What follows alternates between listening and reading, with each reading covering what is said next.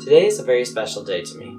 The date this video was released was June 28th, or 6/28 for American calendars, which looks a lot like 2 times pi. In fact, that's exactly what this day is celebrating. But we give this number a different name, tau, the Greek letter. Sadly, Tau Day is normally not celebrated with literal pies, but you can if you want to. Normally, Tau Day is the day to discuss the age-old question, which circle constant is better, tau or pi? Now this might sound very silly to you, especially if you've never heard of tau before. And so in this video, I will be explaining exactly how we got here, and why tau might just be a better circle constant than pi. Now, as we do with any of the videos on this channel, let's start with the definition of pi. Pi was initially discovered as the number which is the ratio of a circle's circumference to its diameter. And the definition for tau is the ratio of the circle's circumference to its radius. Now this seems, at least to the people who first discovered pi, thought that this ratio was very intuitive. I mean, it's the two most intuitive things about a circle, the circumference and the diameter, right? But moving on from that, let's look at physics. Physics is full of things that rotate. But everything that rotates has at least one component, the distance from the axis to the object that is rotating.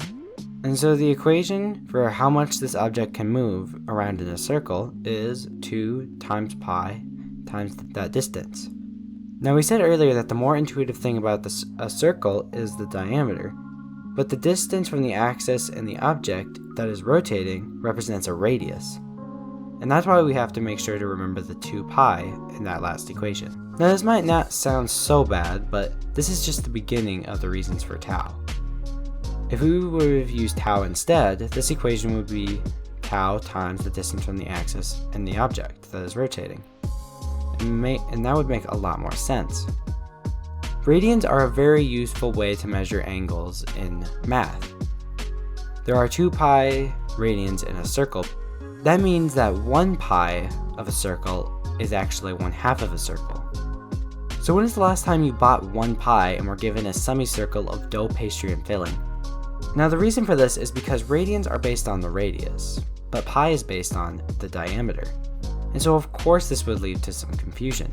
Instead, you can use tau as 1 tau equals 1 circle, 3/4 tau is equal to 3/4 circle, 1/2 tau is equal to 1/2 of a circle. Things get much simpler when you use tau, and this makes a lot more sense in something like trigonometry. I personally use tau for trigonometry for this exact reason, and I think you should too. If you have reasons for why pi might be a better constant than tau, please feel free to leave a comment below saying why. That's all for today. Thanks for watching, and have a happy Tau Day.